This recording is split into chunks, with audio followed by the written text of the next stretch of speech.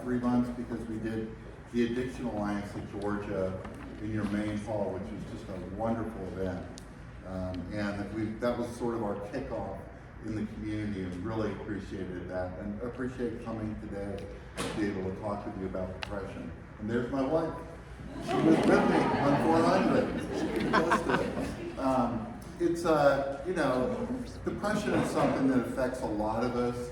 I'm sure people here have been affected by depression. And what I want to do is give you sort of a general overview, and then go back and talk a little bit about what the etiology of depression is. And what you're going to find is that it's varied. There's a lot of different causes of depression. And then we're going to go in and talk about some treatments. And there really are some exciting new treatments on the horizon, some things that are quite different. I got out of Duke in '88 and things have changed dramatically. When I graduated, Prozac just came on the market. And it sort of things stagnated for a while, but I think now we're really getting our feet under us, and it looks like we've got that. Well, I'll come back and show you what this brain scan means. We're going to talk a little bit when we talk about etiologies about brain scans and about PET scans. And if I don't explain it well enough when I'm showing you the picture, just somebody raise their hand, that's going to be clear. But you'll need to, we'll do a little bit of neuroimaging. So first of all, I want to talk about, you know, what is depression? So you can see these pictures. Depression affects every race, it affects every person, and anybody in this room has had someone with depression. And I want to go over how do you diagnose it? Because as we start talking about, well, how many people in the US have depression? Well, what's the diagnosis? How would we make a diagnosis? And what are we talking about? So let's start first with some of the statistics. So, you know, every 16 minutes, someone in the United States commits suicide. I'm sure people in this room have been affected by people who have committed suicide. If you look at depression and you look at global disability, depression is the #1 cause of disability across the world. That's from the World Health Organization. So depression affects every culture, every person, and it's something that can be devastating. So what is that diagnosis? So we'll go into that. Turns out that around 1980 or so, the American Psychiatric Association, because we were studying depression, wanted to have a clear-cut diagnosis. So when we talk about what is depression, when you look at your spouse and say, is this person depressed? This is the definition of clinical depression. And I'll go over it a little bit just to give you an idea. So if you're going to a psychiatrist, this is how he or she is going to diagnose you with depression. So first, there's a period, 2 weeks. So you have to be depressed for at least 2 weeks. And then you have to either have depressed mood or complete loss in interest in things around you. And then you need 5 of the 9 symptoms below. And you can see the first 2 repeat one of those entry criteria.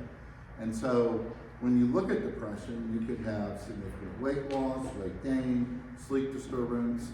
You could either sleep too much or sleep too little. So just the point will be, if you just go down here and look, here's somebody who qualifies for major depression. This person has weight loss, sleep disturbance, their thoughts are reduced, their physical activities are reduced, and they're constantly thinking about suicide. But so does this person. This person has a loss of interest. They have no interest in anything, slowed thoughts, they're fatigued, they have feelings of worthlessness, and a diminished ability to think and to concentrate. But they don't have sleep disturbance, and they don't have appetite disturbance. So the fact is that you can be depressed. There's 227 different iterations of that definition that would make you qualify as having major depression. So that's the first thing to sort of realize, is that there's a lot of different ways that you can meet criteria for depression. And what that's going to lead to is that there's a lot of different causes of depression to fit those different ways. It's also going to lead to a lot of different treatments. But if you go into your doctor to get your physical exam, a lot of doctors' offices will be asking you these 2 questions.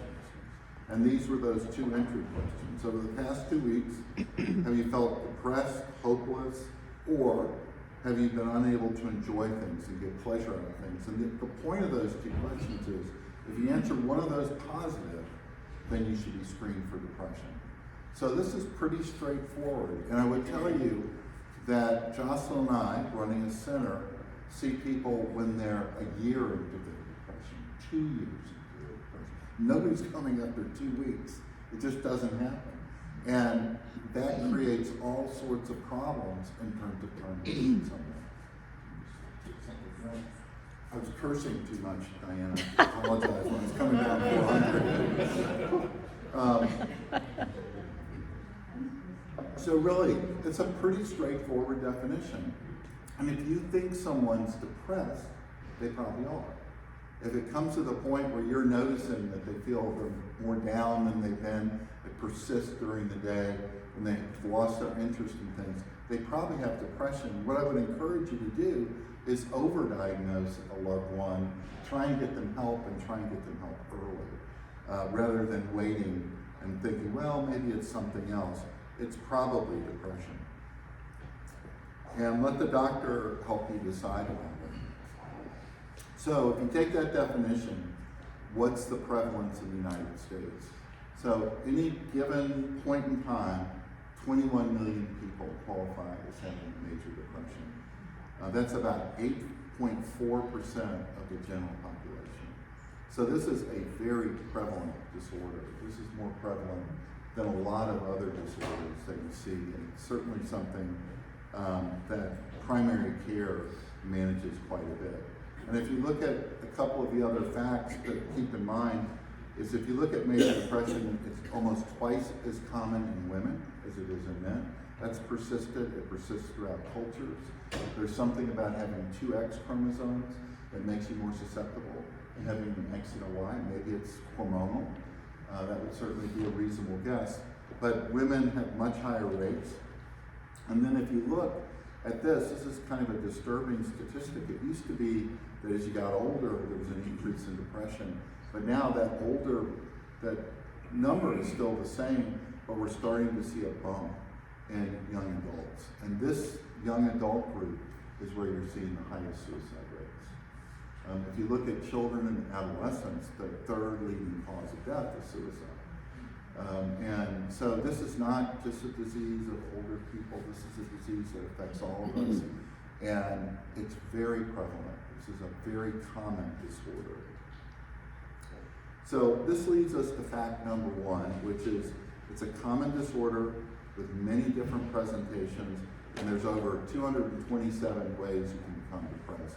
And what you want to do is when you're thinking that someone has depression, you want to engage them and get them to be seen and get treatment. So let's talk about what causes depression. And people go back and forth about this quite a bit. There's a lot of research in this area. We're going to go over some of that research and talk about some of the causes. So depression isn't any different from any other medical disorder. There's things that protect you from becoming depressed, and there's things that make you more susceptible to becoming depressed. So if you look at the left side of this slide, you can see the preventive factors are written across the bottom. So things like having a supportive family, certainly lasting friendships, being in a church would be an example of something that's very protective of people. Having a rewarding career, just a good, wholesome, healthy life with a family that loves you and supports you. And if you look at the other end of that curve, the things that put you at risk, and Emory has been a leading in understanding this, early deprivation, so child abuse, when you were sexual abuse, being homeless. All these things predispose you to later in life developing depression. Divorce, work stress, loss of a child, that's the biggest loss anyone can suffer. Grief persists for many years after the loss of a child. So those are the things that can predispose you to it. If you go to the next arrow, that's what's in your environment. You go to the next arrow and you look at the genetics. And there is a clear genetic marker for depression. If your parents have depression, your chances go up about 3-4-fold. What's hard, I mean, I'm 69. What's hard is that your parents probably weren't diagnosed. You get people who will say, gee, my mother, sat in a room and cried all day, but she never was diagnosed. And then you get the people who went to Milledgeville and stayed there for the rest of their life. You don't know what happened to them, but something happened. So, back when my parents were growing up, you just didn't talk about it. And if you did talk about it, it was certainly something that was kept, quiet. It wasn't something you could openly discuss. So a lot of people can't tell you what their family history is, except to tell you a story that you say, boy, this is very compatible with what somebody would think about and having depression. But you can look at their siblings, you can look at their brothers and sisters. And then that female gender, we talked about that a little bit. And then on the other end of that, there's things like family histories of longevity. A lot of people who live long lives seem to have lower rates of depression. And that's not always true, and a lot of times people late in life will develop depression. But that can actually give you a sort of a signal. We're going to talk about that in a minute. And then healthy lifestyles. It's funny, people say, well, how can I keep from getting Alzheimer's? Well, you gotta quit smoking, you gotta quit drinking. No, I mean, is there a pill? It's like, no, you gotta exercise. So it's all the things that you should be doing that make sense. And we're gonna talk about that because if you look at the third arrow, some of these things that cause depression are things like cardiovascular disease. So people who've had myocardial infarctions, heart attacks, people who've had strokes are much higher risk for depression than the average person. People have hypertension, people have diabetes, have higher rates of depression than the average person. And there's also things like neurologic disease, so Parkinson's disease. Parkinson's disease affects a part of the brain that's the same part of the brain that's affected in depression. And we'll sort of look at that in a minute. 40% of people with Parkinson's disease have depression. And you'd say, well, of course they do. They've got Parkinson's disease. And I'd say, well, 60% don't. And it doesn't really matter how disabled you are. It really matters about which part of your brain is affected. But the part of your brain that causes depression is really very similar to what causes Parkinson's disease. And then there are things like addiction. And if you came and did our presentation with the AAG, addiction is pretty clearly now genetic, and it's a biological cause. It's a medical cause. I was talking to the head of our addiction center the other day, and she was describing an adolescent who had just overdosed on fentanyl. I said, well, why in the world would he keep using drugs knowing he's got a 10% chance of fentanyl being in it and dying? Why would you do that? And she said, Bill, he's addicted. And I thought, oh, yeah, right. I'm the chair. It's like, yeah, that makes sense. People do things that are illogical when you're addicted. This is a medically driven disorder, and we know that it has very high rates of depression that are associated with it. So if we go and look, I want to just play, and this is a short video. I don't know if you've seen it. This is... So what does it take to live to... I want to make sure it works. This is my wife's contribution. And, oh, you can't hear?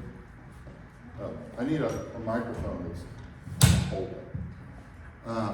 If you look at this will give you an idea of what I was talking about with relationships, friendships, and other things of how they relate. And this is Susan Pinker. She's a psychologist, and she's doing a TED Talk. And she's explaining a study that looked at what does it take to live to be 100. They're beyond. As you'll see, the answer is not what we expect. Julianne Holt-Lunstead is a researcher at Brigham Young University, and she addressed this very question in a series of studies of tens of thousands of middle-aged people, and she looked at every aspect of their lifestyle, their diet, their exercise, their marital status, how often they went to the doctor, whether they smoked or drank, etc. She recorded all of this, And then she and her colleagues sat tight and waited for 7 years to see who would still be breathing. And of the people left standing, what reduced their chances of dying the most? That was her question. So let's now look at her data in summary, going from the least powerful predictor to the strongest. Whether you're lean or overweight, you can stop feeling guilty about this because it's only in third place. How much exercise you get is next, still only a moderate predictor. Does anybody here know that having a flu vaccine protects you more than doing exercise? And getting towards the top predictors are two features of your social life. First, your close relationships. These are the people that you can call on for a loan if you need money suddenly, who will call the doctor if you're not feeling well, or who will take you to the hospital, or who will sit with you if you're having an existential crisis, if you're in despair. Those people, that little clutch of people, are a strong predictor, if you have them, of how long you'll live. And then something that surprised me, something that's called social integration. This means how much you interact with people as you move through your day. How many people do you talk to? And these mean both your weak and your strong bonds. So not just the people you're really close to who mean a lot to you, but like, do you talk to the guy who every day makes you your coffee? Do you talk to the postman? Do you talk to the woman who walks by your house every day with her dog? Do you play bridge or poker or have a book club? Those interactions are one of the strongest predictors of how long you live. So it's the same for people with depression. It's your social interactions, it's being engaged. And yet it's sort of a catch-22, isn't it? Because when you're depressed, you're much less likely to get engaged. But all those things that are protective, it's having a family around you, it's having people who can, as she says, somebody you could call in the middle of the night if you had trouble. All those things are very protective of you in terms of depression, and for a lot of people, it's hard to do. So let's look at the genetics of depression. So that was sort of the environment. In the environment, we know some of the things that are protective, and they're the same types of things that could allow you to live longer.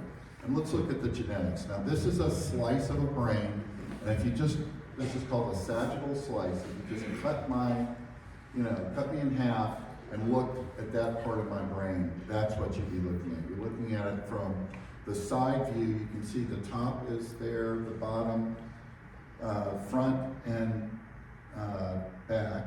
And then, down below on the bottom is your spinal cord. So this is your brain sort of sitting in your head. And look at these, I can't show it on there. Do you have a pointer, Diane? Or I can just do it. Do not. So you can see these areas.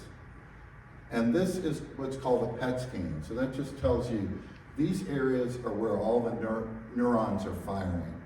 And it's red because it's red hot. And those neurons are firing. And they're creating this loop that's a control, that's normal. Now let's look at somebody with a genetic history of depression. What's missing? So you see this whole area up here. So let's look at that a little more carefully. And that big area in the front isn't firing. It's like the brain's turned off. Well, that makes sense. That's your frontal lobes. That's how you act and do things and think forward. That's exactly what happens in depression. People can't think clearly, they don't initiate, they sit in their room, they stare at the wall. So this just goes to sleep. And if you look at what's there's a key that takes you from something called the dorsolateral prefrontal cortex to the cingulate nucleus down here. And that's depression. That's where depression lies. It's this loss of this connection between these. So we know that, and you can see it. You can't see it in everyone who has depression, but here's somebody with a strong genetic predisposition, and this is somebody who probably will go on to develop depression. So there are signs in the brain that you can see. The tough thing about depression that's hard for people it's all not always consistent. We can't do a lab test to say you're depressed.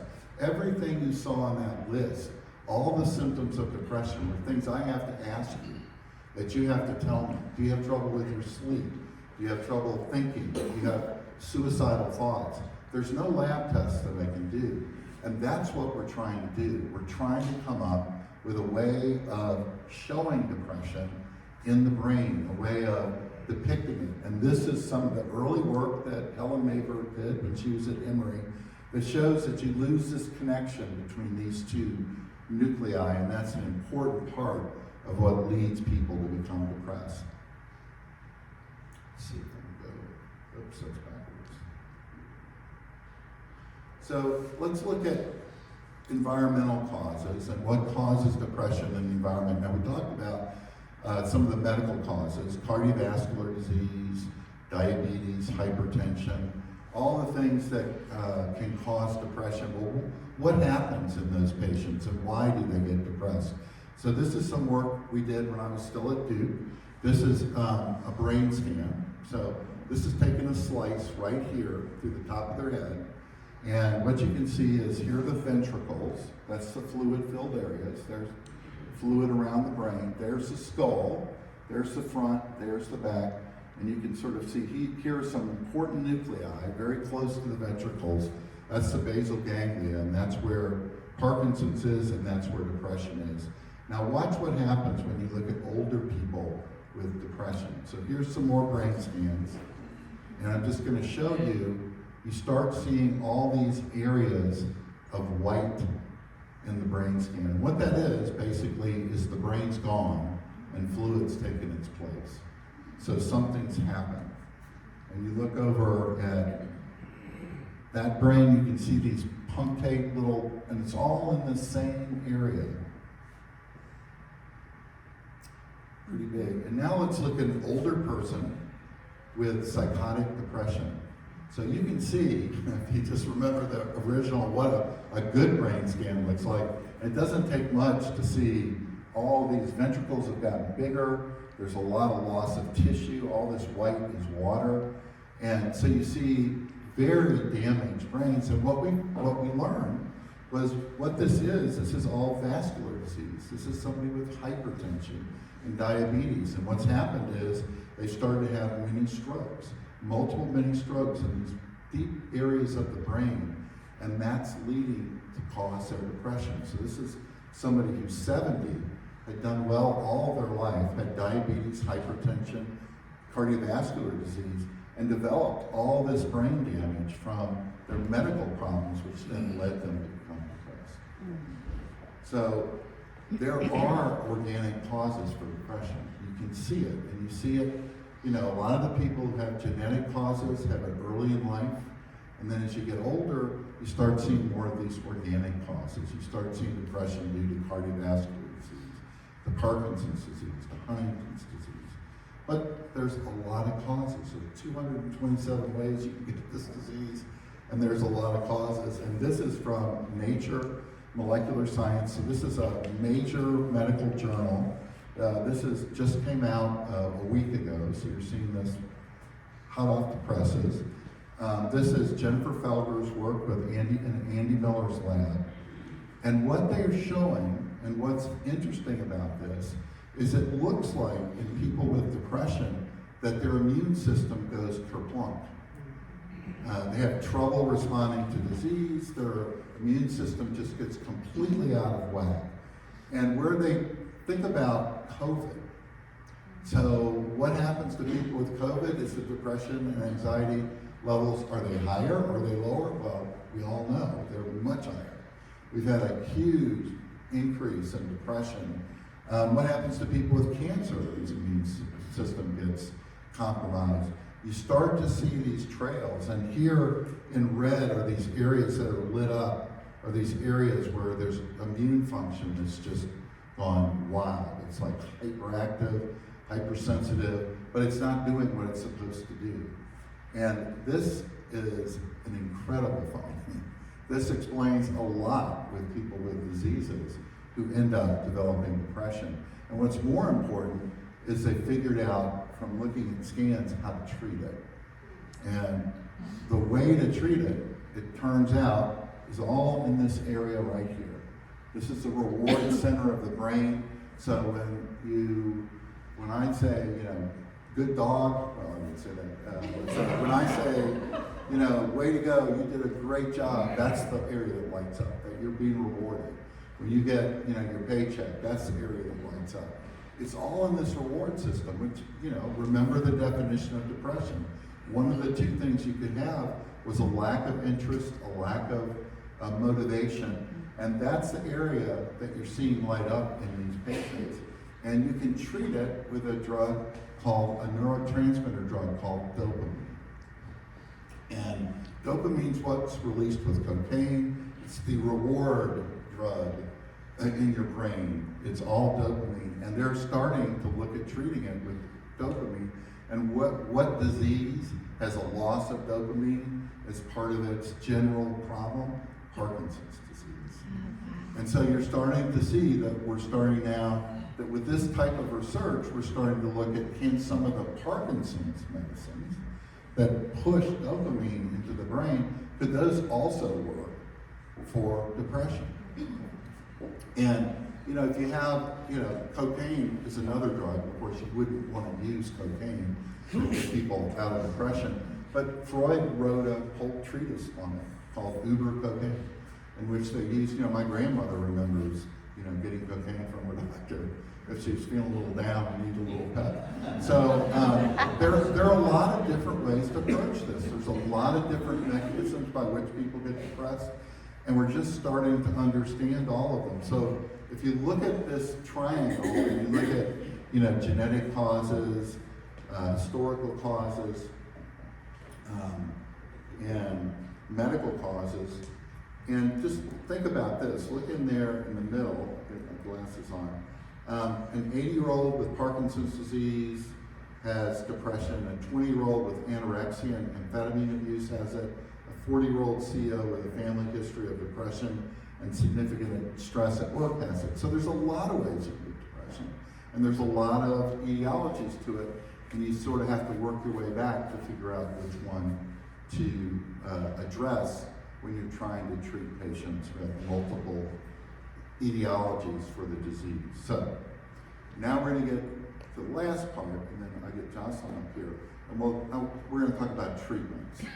And maybe that's what a lot of people want to hear. That's the part that people are frustrated with. People who have depression are frustrated with it. And I just want to go into a little bit and give you a little bit of the historical record on treatment, and then we're going to look at what's coming, what's on the horizon, what can you look for, and I'm telling you, there are bright days ahead. We have some really promising treatments. But remember the Baptists.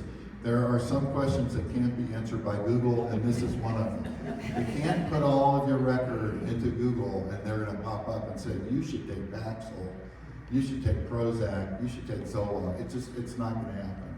And we're not even close to being there yet. And really, if you look at the history of depression and treatment of depression, the first antidepressants were in the late 50s. The first antidepressants were in the late 50s. That's not that long ago. The treatments for depression before the late 50s, shock treatment, ECT, cocaine, opiates, a number of different drugs. But the first antidepressant was until the late 50s. And there were drugs called tricyclics. They were hard to take. They caused all sorts of cardiovascular problems. They were easy to overdose on because of the cardiovascular side effects of it. You could overdose on a week's supply. We still use them, but they're really difficult. They cause you to get constipated, get a dry mouth, feel dizzy when you stand up. They're tough drugs to take. So then in 1988, right I'm getting out of my residency, Prozac comes on the scene. And everybody thought this drug is a miracle drug. It wasn't a miracle drug. It wasn't any better than the older drugs.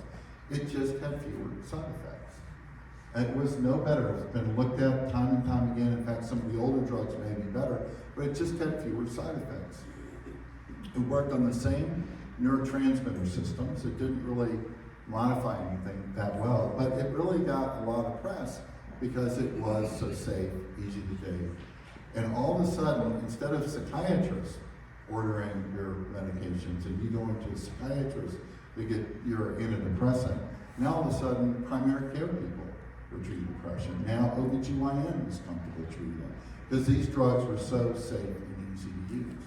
And I remember when Prozac came out, we were ordering like 200 milligrams. We thought, oh, this stuff's like candy. We can just push it all up, which is good because that means you can get on an adequate dose. But it wasn't a real cure, even though there were all sorts of testimonials. And this group was followed by, the SSRI. So if you know people who've been on antidepressants, they would have been on probably one of these. So these are the serotonin selective reuptake inhibitors or the serotonin and norepinephrine reuptake inhibitors. And basically all these drugs work the same way, have about the same efficacy. Some have a little fewer side effects, some a little more. And they all do it because they're working in this synaptic cleft. So here's a neuron, They release serotonin into that cleft. It hooks up on the other side of it and transmits a signal. And this just keeps that serotonin in that cleft so that the signal gets amplified. And remember that scan of that part of the brain where you didn't see the red going down? That's what it's doing. It's making these neurons fire and show that in the red, coming back to life. So that's what they're doing. They're working on serotonin. Some of them work on serotonin and norepinephrine. Serotonin's all over your brain. It's everywhere. Serotonin and norepinephrine receptors work together. But for a long time, that's all we were doing, pushing serotonin. And if somebody didn't do well on Prozac, we gave them another serotonin drug. And it really didn't move the field forward that fast. And it became really obvious to us that what's missing a lot, is psychotherapy. That people weren't actually changing their lives or doing things that made their lives better. They weren't developing some of those skills we talked about, the things that were protective, how you work with your family, how you have a good job, how you have a good relationship with your spouse. All those things are so protective, and we'd sort of forgotten about them. We were just giving people Prozac and saying, good luck, we'll see you later. And yet, psychotherapy has been shown to be almost as effective as some of these medications. So Jocelyn and I run a treatment-resistant depression clinic. A lot of the people who come to us, what we suggest to them is you need to do psychotherapy. And it needs to be good psychotherapy with a good therapist. And Jocelyn will talk, I guess, a little bit about that. But we're going to talk here. So we have psychodynamic, those are the analysts. Now, all the way at the bottom is something called cognitive behavioral therapy. And there's very good evidence that cognitive behavioral therapy works for both anxiety and works for depression. And I want to show you just a recent scan. This, again, is hot off the press. This is from our group with Bodie Dunlop. And what this is a brain scan, and it's a little bit dense, but let me just talk you through it. And you'll see something I think will surprise you. So here's one of those axial images, right? So it's right through here. Here's an image from the side, so you're looking this way. Here's this group of voxels, or neurons, are right here and right here. The same group, they're just blowing it up. And here's what it looks like blown up, and here's what it looks like blown up. And look at this. So this study took a group of patients and either gave them a medication, an antidepressant, Paxil, or it gave them CBT. And then it looked at the end of their treatment who got better. And then it did another scan to say what areas light up. And look at that. Here the CBT is in green, the medicines in the people who respond to medicines in red, and here's the overlap right here. The same area, but not all the same voxels, not the same neurons. They're complementing each other in the same area. And so Bodie and his group was able for the first time to show psychotherapy has that same, a very similar response in the same area of the brain, but it's complementary. Some of it overlaps, but a lot of it doesn't. And that's why all the evidence shows you've got to do psychotherapy plus you have to do medication. Just doing one alone isn't probably going to get you there, and you really need to think about doing both. So there's good evidence of the importance of psychotherapy, and CBT is the psychotherapy we would certainly recommend. There are other types that could help too. All right, so we're going to move on to some other treatments and look at new medications. How many of you have heard about ketamine infusion? Okay, so ketamine is an old anesthetic. It was repurposed with the idea that it could work for major depression. And here's somebody getting a ketamine infusion. You're given an infusion that lasts about 40 minutes. Ketamine is an interesting anesthetic. It's not used much anymore, but if your dog gets anesthesia, they probably got ketamine because it puts you to sleep without stopping your breathing. So you can still breathe, which is good, but it does put you to sleep, whereas most anesthetics do both, and they have to bag you. So this gentleman's getting it. He's got shades on because the experience during a ketamine infusion is that you dissociate. That you sort of see yourself out of body, you have sort of different sorts of almost mystical experiences, and you would think, well, this would be pretty troubling to most people. It's not. People bring their music, they sit there quietly, but what's interesting about it is it can have an effect within a week or two. Oral antidepressants take 4 to 6 weeks, but ketamine can actually have a response within a week or 2 weeks.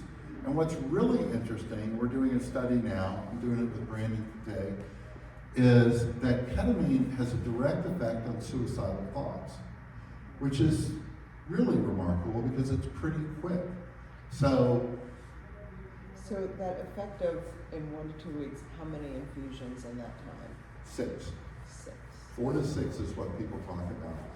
So, and the effect with suicidal thoughts can be pretty early on in the treatment. So you can actually see somebody's suicidal thoughts go down where their depression doesn't move. They sort of dissociate. There's something about this drug that's very different from the antidepressants. The antidepressants, they move together. You get less depressed, you get less suicidal. Here, your suicidal thoughts can go away. So we're trying to look at it in patients who've made a recent suicide attempt or at high risk for a second, and we're using ketamine for that. The thing to recognize about ketamine, though, it's out there, you can get it, it's off-label. This is not an FDA-approved medicine, so you really need to think carefully about that because there are risks and benefits to everything.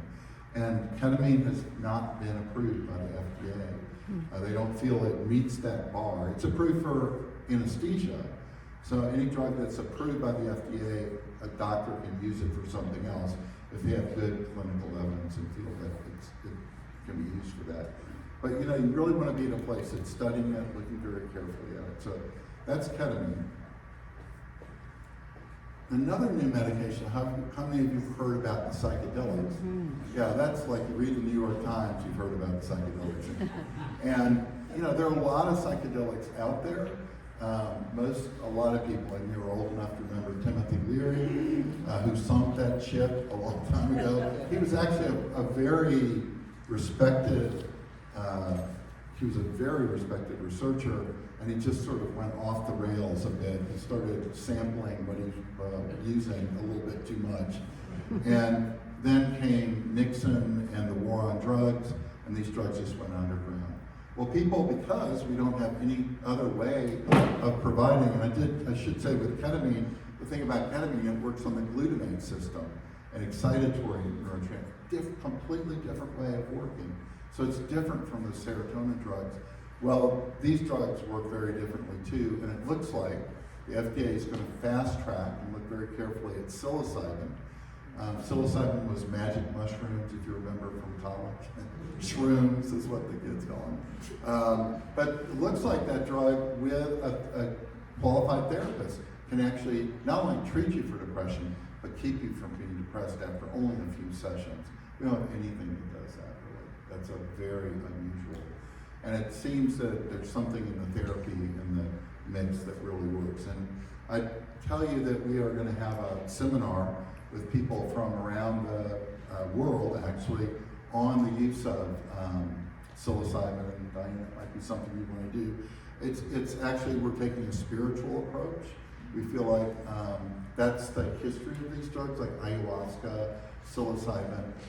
They're life-changing. We only know depression, so we say it causes less depression, but it really helps people relook at their lives. And this is a symposium that will be open to the public, and you can also see it online. And there are other devices now that can be used, things like ECT, one of the oldest treatments for depression, vagal nerve stimulation, which essentially you get surgery. It's fairly easy surgery. Your vagal nerve is right here, but your vagal nerve goes up into your brain. And another way of stimulating the brain. But probably the most popular one nowadays, and the one that actually was developed between a partnership of Emory and Georgia Tech, is transcranial magnetic stimulation. And transcranial magnetic stimulation is simply a magnet placed over the head, over the dorsolateral prefrontal cortex, and that stimulates deeper parts in the brain in the limbic system that treat depression. It's non-invasive. I think a lot of people have probably heard of it. Your insurance pays for it. It is FDA approved, and it can be a choice that people would make. And if you remember that diagram, here's the dorsolateral prefrontal cortex where TMS goes, and it starts to reconnect this connection with the lower parts of the brain. And I'm going to show you a slice of the brain that goes right through here. So you're going to look at a slice, an axial slice, and here it is. And you can see here's somebody with depression. Those areas are cold.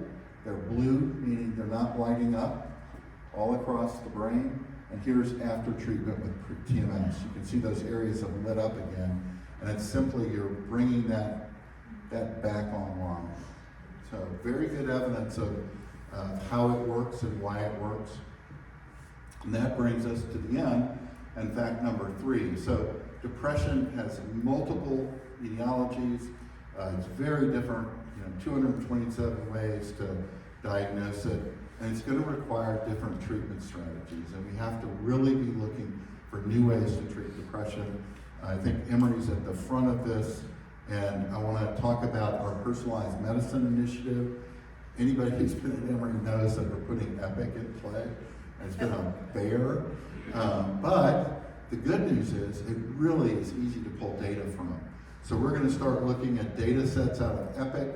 We're going to line them up with people's biomarkers, that is their genetics, their proteomics, their metabolomics, brain imaging, all these things. And that will lead us back to the patient to see if we can start to predict who would do well with what. And this isn't going to happen with 20 people. This is going to happen with 30,000 people. And so we want to use the entire Emory clinic. And we don't want to just use psychiatry. We want to use primary care, because that's where the money is.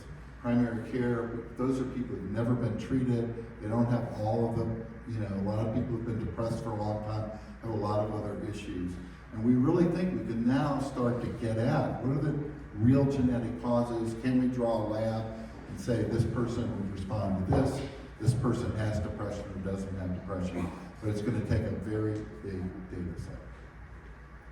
Okay, that's all I was going to talk about. I want to leave time for yeah. Can you just expand on how you are going about figuring out what's the best treatment?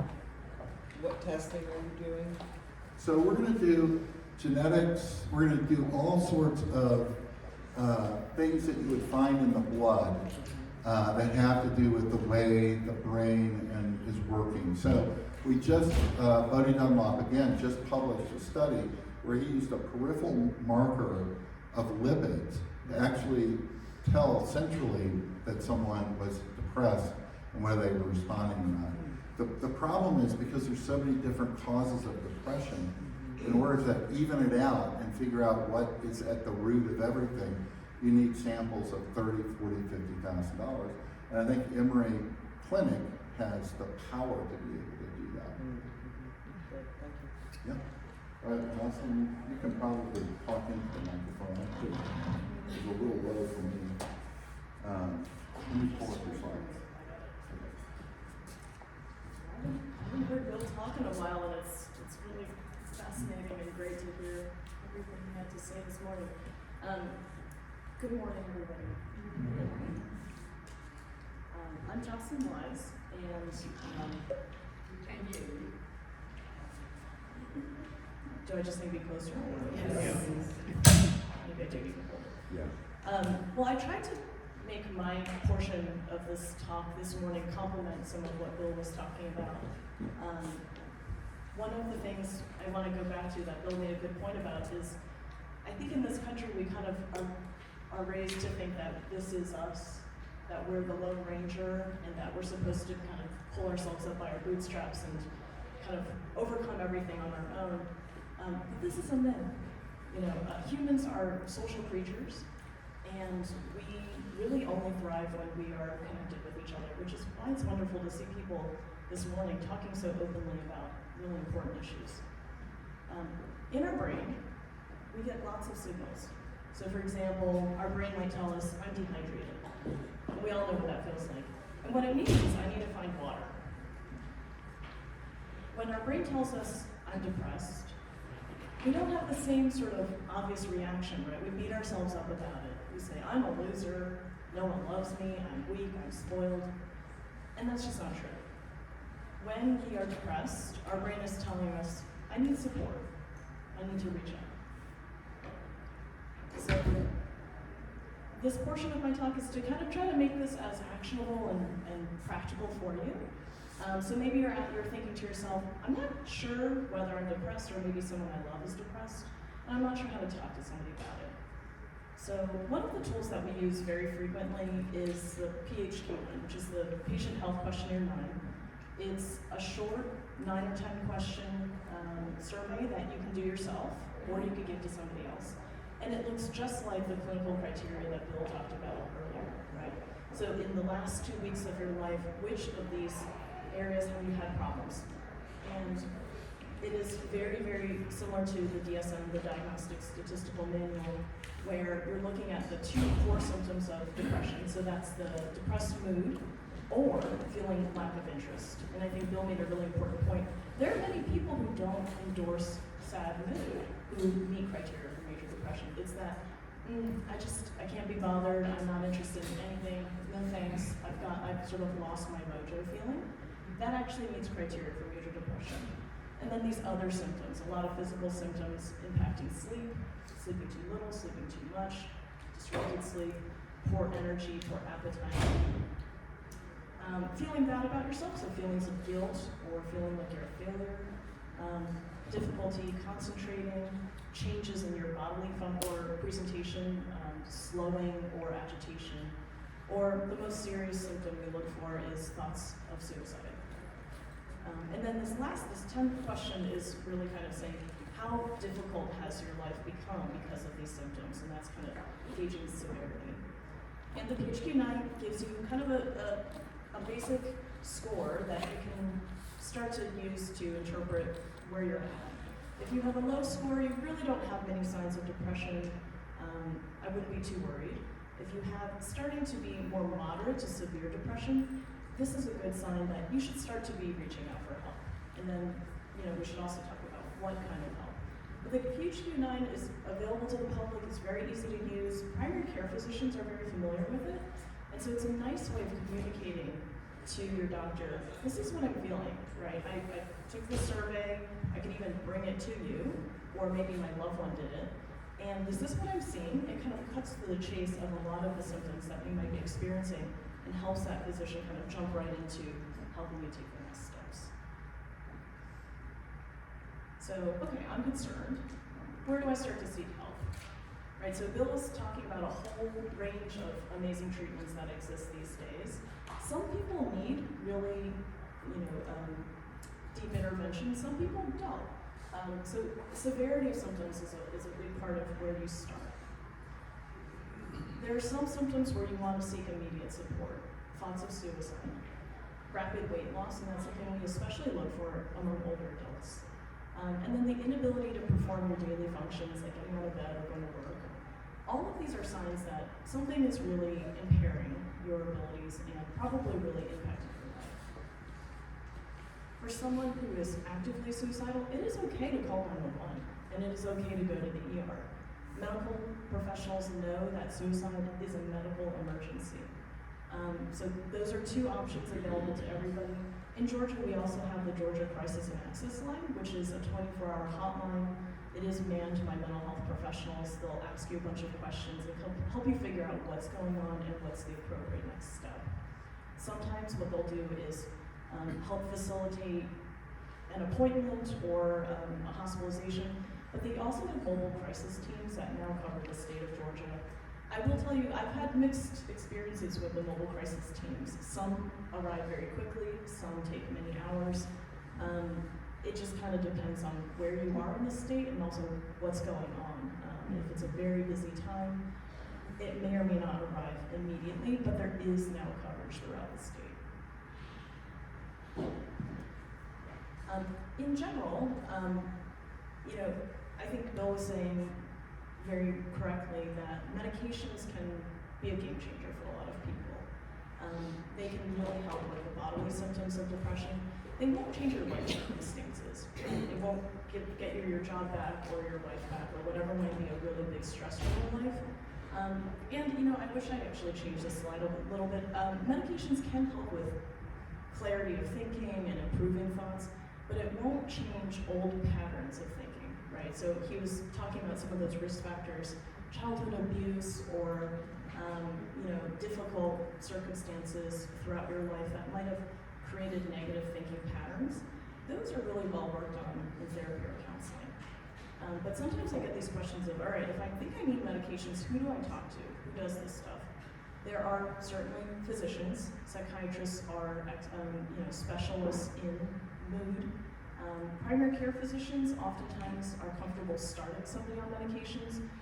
If some of their more basic medications don't work, oftentimes primary care doctors say, I would really like you to see a specialist like a psychiatrist. They're going to feel much more confident working with a wider variety of medications, combinations, dosing. There's really an enormous amount of expertise that goes into that.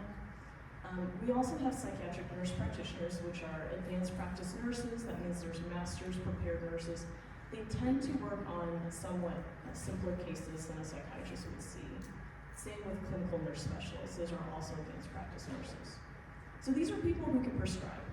There's some states in America where a psychologist can prescribe, but that's not Georgia. Talk therapy, a really important complement to medications, can be done in lots of different variations. So you could do one-on-one therapy, you could do couples, family therapy, or group therapy. And this is a great way to learn to work on those thinking patterns that are probably contributing to depression. I think Bill did a really nice way he really explained nicely that the areas of the brain that you're trying to stimulate can be done with medications, can be done with medical interventions. They can also be done by your own behavior and your own efforts and changing things in your life. And that's why they complement so nicely. So really, I think of therapy as very educational. It's really helping people to learn about themselves, learn about their experience, and then find skills and ways to respond to what they're feeling and thinking in new and healthier ways. And that creates sort of this, gives them momentum to make some changes in their life that would be stimulating to their brain and kind of get their life back on track. Therapy is provided by psychologists, by marriage and family therapists, licensed clinical social workers like me, licensed professional counselors. So sometimes people get confused, they're not sure, well, is this the right person for me? And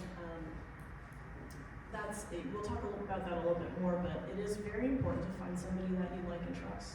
Their training matters, but how they connect with you and the rapport that you feel with someone is actually, studies have shown that is the most important factor for getting something out of therapy.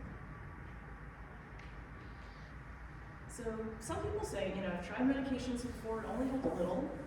is it worth trying again? And I think, having listened to Dr. McDonald's whole presentation, I hope one thing that you've taken away from it is there's a lot of options out there, many things that didn't exist in the past.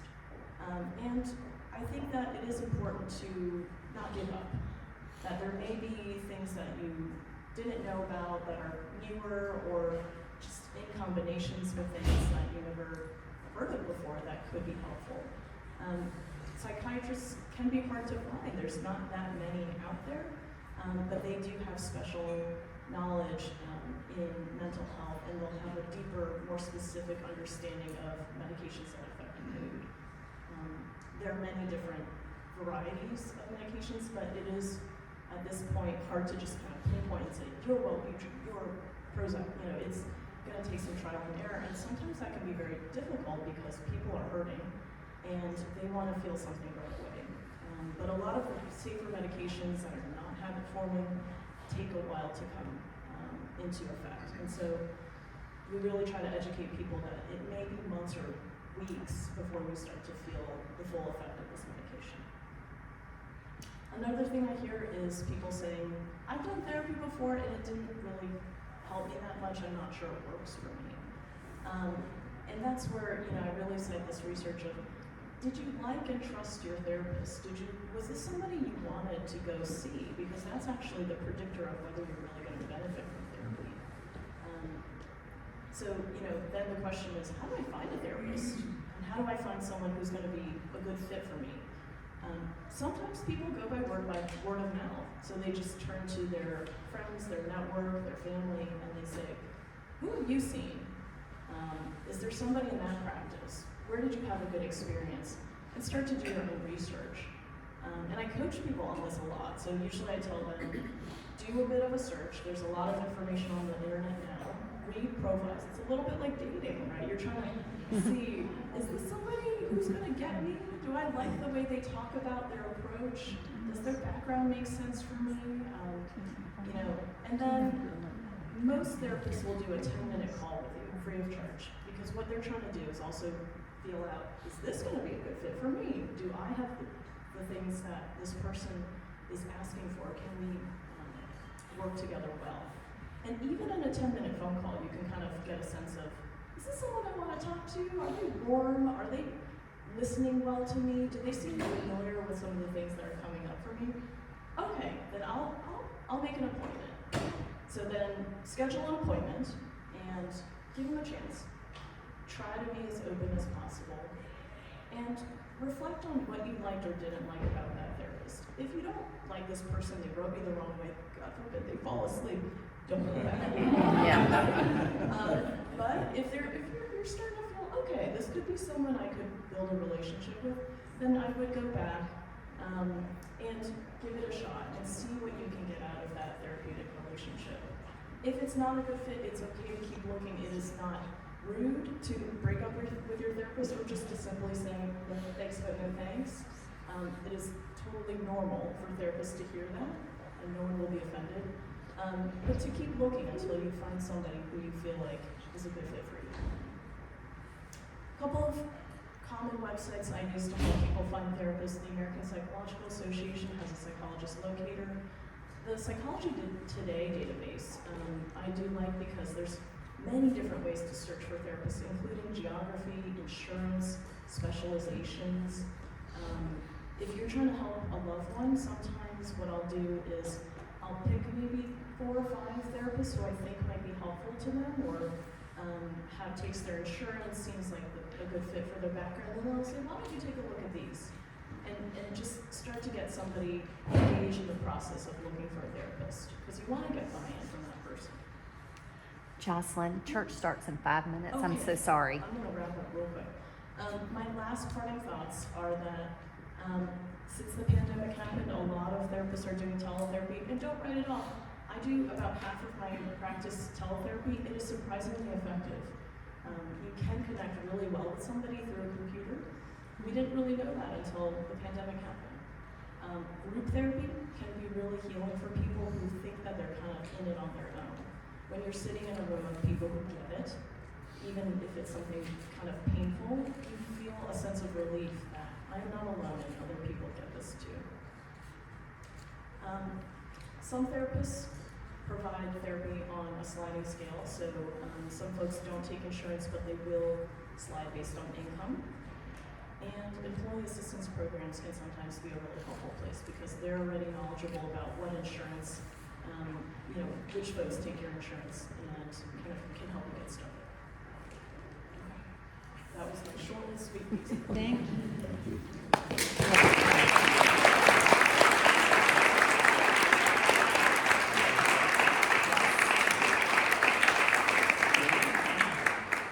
I don't think we have time for Q&A unless we have a few that want to take place. I do want to say that Jamie Jenkins could not be here today, but he came in right before it started and said that Dr. McDonald is the reason why Lena Jenkins' life was saved. That he is such an excellent psychiatrist, would follow up, the personal care, and the smarts just helped her with her journey, and they've spoken about that at our church. So both of you are a friend of Peachtree Road. We'd love to have you come back at any time, and if we want to take maybe one or two questions, I know church is starting in a few minutes. We got started late, but if you would like to stick around or you have a question, go ahead. As someone who drives routinely on Georgia 400, I'm well acquainted with late life depression. But I have a question. I was interested in your statistics about the percentage of adults that experience depression, thinking about what I understand to be a much greater, perhaps, prevalence now of depression among young people and teenagers. What does that portend in terms of where we're going with our statistics? And do kids who are experiencing that early in life sort of wear a groove in their psyche that can be problematic going forward? How can you offer any thoughts? Depression is recurrent even when treated properly about half the time. And it recurs within months to years. You have hit on what, for me, as somebody who's been practicing for almost 30 years, the biggest problem. It's not getting somebody well, it's keeping them well. Ketamine works great initially, but then you've got to keep getting ketamine infusions. And do you really want to get ketamine infusions for the rest of your life? That's our biggest problem, just exactly what you said. And that's where the psychotherapy, you've got to change your life. So for a young man who's 16 years old and wants to date and starts getting involved with drugs, has a serious depression, it's not going to help just to give him Prozac. You've got to look at his life and help him reimagine what it looks like. And that's what cognitive behavioral therapy does. It treats your cognitions. How are you thinking? Jocelyn's excellent points. Find somebody who relates to that person. It's hard as a parent, but you do want that person to look carefully at it because it's you overlap. If you're depressed, your life gets messed up in very real ways. You stop dating, you become a loner, and you don't play football anymore. And then that starts to be this circle. And that's why we want to get people early, and that's why we really emphasize psychotherapy, finding a good therapist. Like what Jocelyn said. Yeah, not falling asleep, I'm sorry from the slide. But I do think it's talk to the person. Just get a feel for them over the phone. They want to call you back and spend 10 minutes with you, maybe that's not the right person for you. So, and then find people who are accredited and really get that young person to really, and that's what we're thinking about with the psychedelics and with psilocybin. We think of this idea of tying it to spiritual health. It was a completely different, could we change people's life path in a way? And that's what's exciting me about that kind of research. I think it's just really, George Grant is doing it, who said spiritual health. And Emory actually is at the forefront of this. They have spiritual counselors throughout the hospital. But using a drug like psilocybin, which might allow them to reimagine what their life would look like, I just think would be extremely powerful for young people, particularly. They're sort of heading in the wrong direction, can't see anything's going to work, and give them a new impact. So, what is the cost of therapy like psilocybin? There isn't a cost because it's still illegal, unless you go to Oregon. It's really experimental at this point. What's that? Johns Hopkins do that? Johns Hopkins has studies, UCLA does, Austin. So a lot of really good universities are doing studies. We're doing studies, yeah, we're doing studies here. So I think if the FDA fast tracks it, then it could become legal and could be something that you could get at your doctor. But I think there's a lot to be learned about it. I mean, the studies that have been done in it, for example, don't include a lot of people who previously had a psychedelic experience, which is like, wait a minute, that doesn't make sense, because you wouldn't do it again if you didn't have an experience before. But imagine just, I mean, Oregon legalizes everything, but imagine just unleashing, anybody can get psilocybin, what the problems you would have. And it's the same problem that I personally have, and I'm just me, of legalizing cannabis. It's not that cannabis isn't a problem maybe for people who use it correctly, but it is a problem. The brain of a non-fully developed brain, it's a big problem. Once you legalize it, it's out there. You're not going to keep it out of 18-year-olds. And I'm not for going back to prohibition, but we should learn a lesson from alcohol. Alcohol is the biggest killer we've got. It's our biggest problem drug. And once you legalize something, it's out there. It will go to everybody. And you want to be really, really careful about that. And I'm hopeful that they will continue to study a drug like psilocybin, ketamine, all these drugs before they just sort of say, yeah, sure. And that's from experience of seeing things sort of turn out and be problematic. Psychiatric patients, to me, have a special need, particularly in that regard, like saying psilocybin would be used for whatever. Ketamine, which can be an addictive drug, on the street it's called special K, is now being used to treat addiction. Doesn't that make you sort of wonder? I mean, it does make you sort of think, like, maybe we should look into this very carefully before we head down that road. Well, we really appreciate you guys. Thank you again.